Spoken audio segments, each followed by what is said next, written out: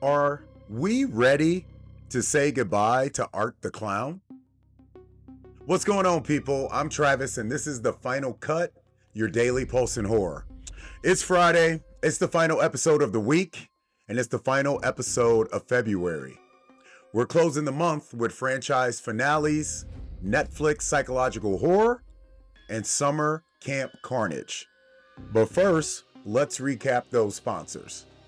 As we mentioned yesterday, over at Grub, you get 15% off when you use our link. Black History Month collections are still live, including horror standouts like Nope, Sinners, Us, and Get Out. They're also running a major definitive movie box set sale.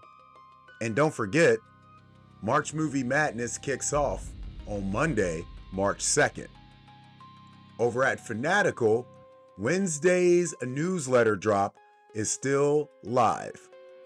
People are locking in Resident Evil Requiem, which comes out today. You can pre-order Marathon, which drops March 5th. Death Stranding 2 on the Beach is heating up. And Bundle Fest is in full effect with a new Build Your Own Killer Bundle. Check the banners on our website. Now, let's close the month out strong. First up, Damien Leone has officially addressed what he calls speculation and false information surrounding Terrifier 4. The script is almost complete. Pre-production begins this spring. There is no release date yet, but here's the headline. Terrifier 4 will be the final film in the franchise. Leone calls it the finale.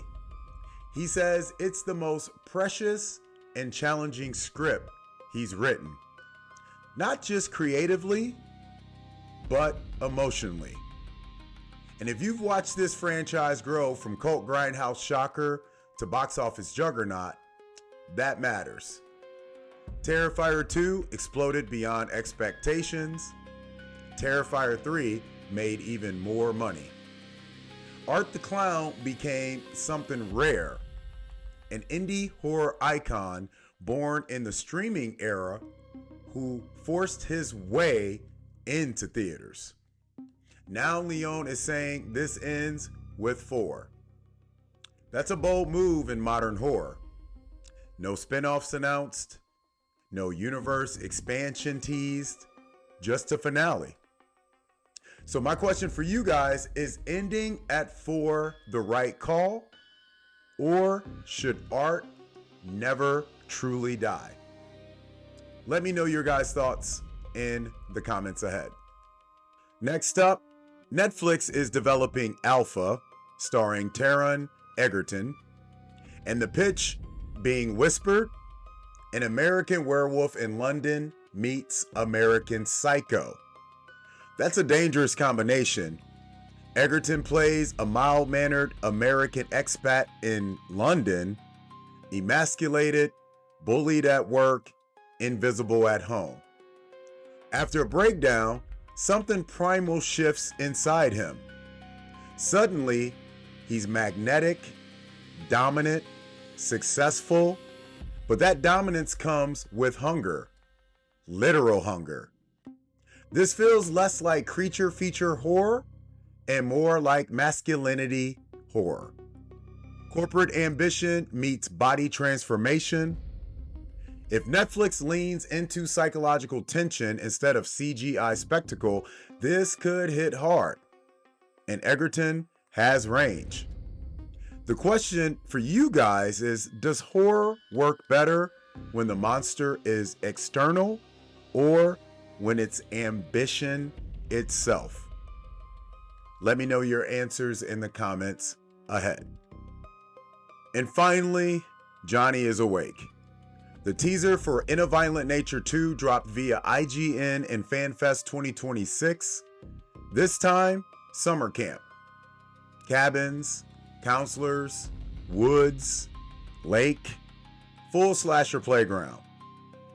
The first film was almost meditative, slow, voyeuristic, brutally patient.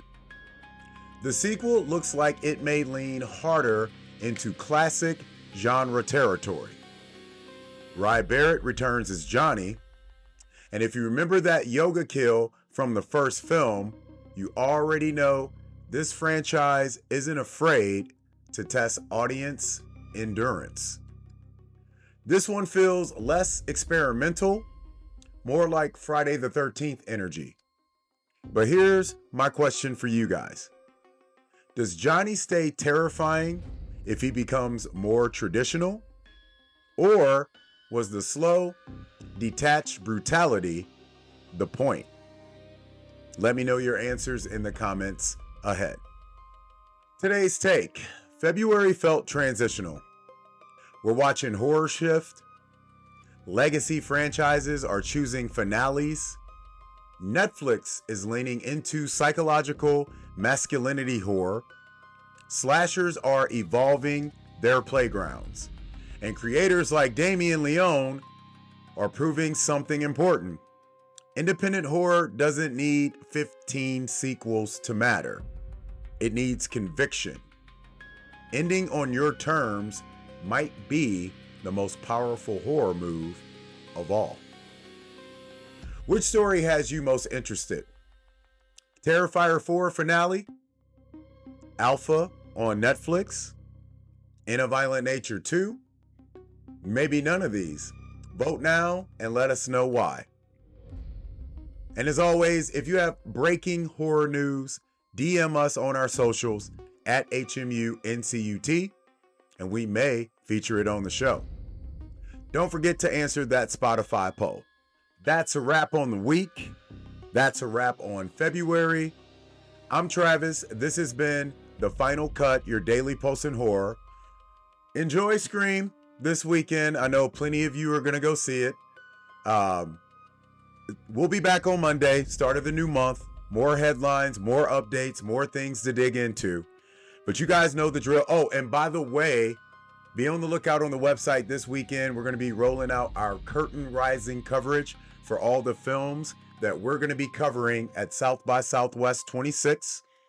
And then we're also going to roll out what bands we're going to be covering at South by Southwest 26. But until then, you guys know the drill. We'll be back next week. Keep the lights on.